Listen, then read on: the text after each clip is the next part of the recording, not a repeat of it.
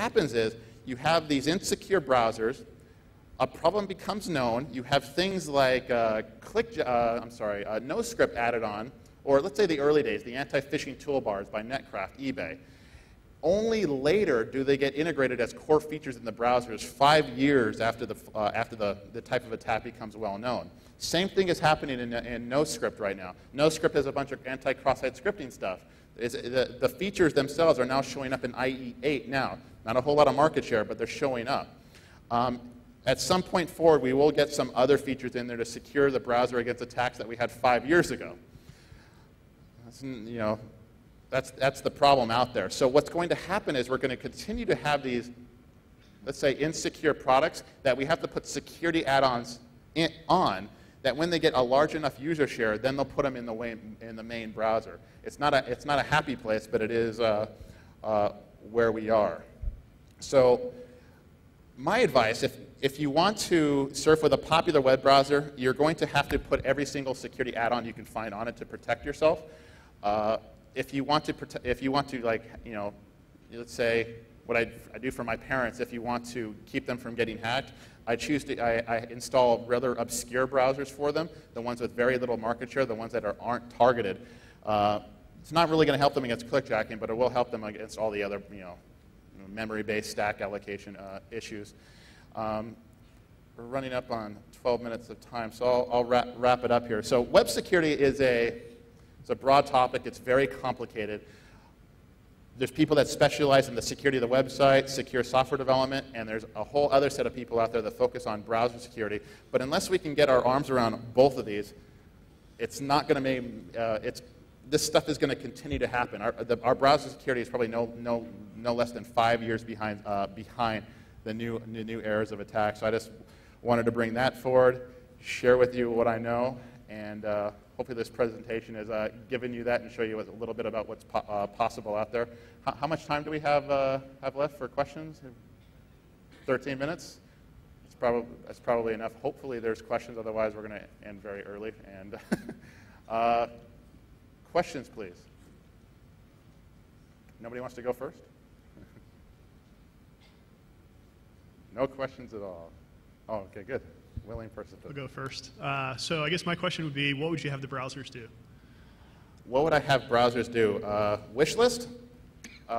If we go back to the content security policy, that will define, websites have no choice now of, they want to add content on their sites that were developed by third parties, Facebook, MySpace, Google, whatever. There's actually no way to safely add security on those particular sites. I would love something like content security policy so I can define a policy on what those web widgets are allowed to do. I would take that one. Great. That'd be nice. So, but for clickjacking?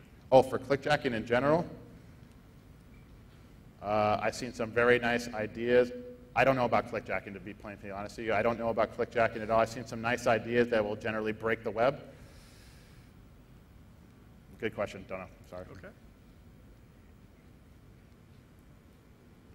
Any other questions? Either that was a very complete talk or, all right. Oh, excellent. Sorry, this may be pretty obvious, but with the clickjacking attack where you've got the hidden iframe, yeah.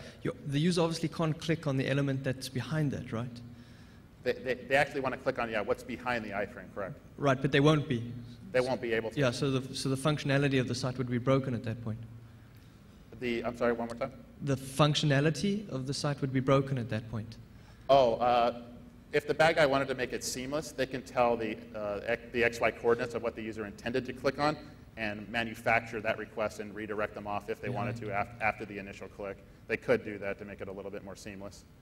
So, I probably committed this act, but if for whatever reason, if I've been clickjacked, I'll clickjack, and if the link didn't click, I probably wouldn't notice anyway, and it would click again anyway. So it'd probably be lost in the shuffle then anyway.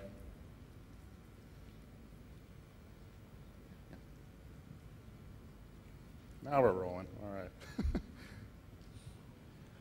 right. Hi. Scary stuff. Can I safely say that with all this stuff, it's all due to all the flashy stuff and Web 2.0 is inherently insecure with all this stuff like Facebooks and social networking sites and rich content. It's inherently insecure. Can I say that? Having trouble with the question. You see, what I noticed, correct me if I'm wrong, with all this stuff is caused by rich content. Right. And Web 2.0 is all about rich content. Yeah. So can I say, we're going to get even scarier with Web 2.0? Yeah, I mean, there's no way we're getting away from these technologies. We're definitely not going to move backwards. Flash has been out there for a long, long time, so whether a site uses Web 2.0 technology or not, these attacks have been possible for a long, long time.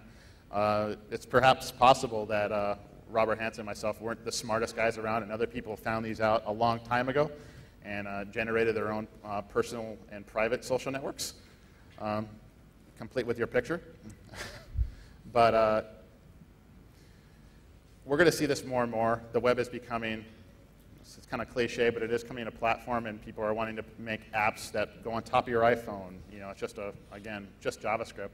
Apps that go on your Facebook profiles. I just saw recently that widgets have now been added to Gmail, which is a little creepy. But it's going to happen, and browsers are going to have to come up to speed and address these issues.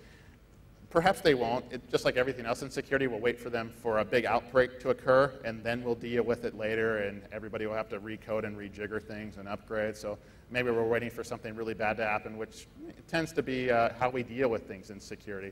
We didn't have really good patch management until large-scale virus outbreaks came, like Slammer and Blaster, and then we got patch management involved and things like that. So, for those that are not familiar with the SAMI worm, the SAMI worm, that affected MySpace and infected over 1 million profiles in 24 hours. That showed what the power of cross-site scripting actually is. And then people started to take it a little bit seriously.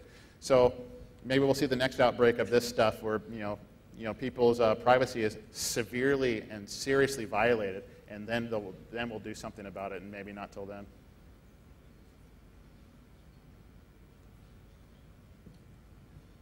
Which browsers are patched now against some of the specific techniques that you used, or I wasn't 100% clear on that. And also, did you guys do any testing with IE8? Good question. Okay, so all the early demos with the history stealing stuff, some is fixed in some browsers, some not. It's all over the map as far as what hacks work. The Flash one, the clickjacking stuff is not fixed in any browser. It's only remediated by upgrading to Flash 10 or installing NoScript.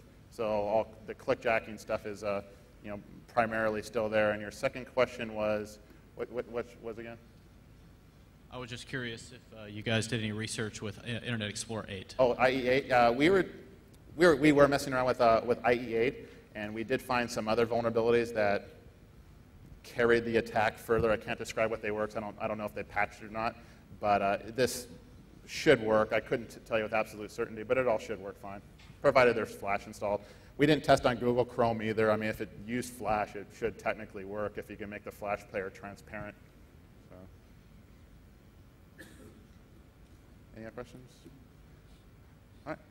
Thank you very much for your time. Hopefully it was informative. Enjoy the conference. It's my pleasure being here.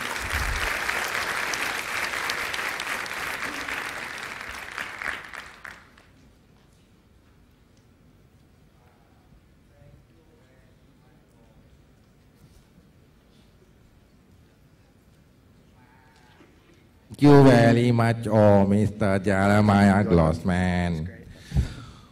You know how to use the browser. Want to go whack your girlfriend's mother or what? Very gao. Our next keynote speaker, this man a long time one. People, Uncle Ho age, we know the fellow already, He got right the FWTK firewall toolkit. Damn gao, very good. Long time firewall toolkit. Long time people know this man, Mr. Marcus Ranom. He world-renowned expert on the security system design and the implementation. very, very early innovator, the firewall technology, the FWTK law, and also implementer or the first commercial firewall product. Wow, damn cow, sure make lot of money one, this one. Must buy share.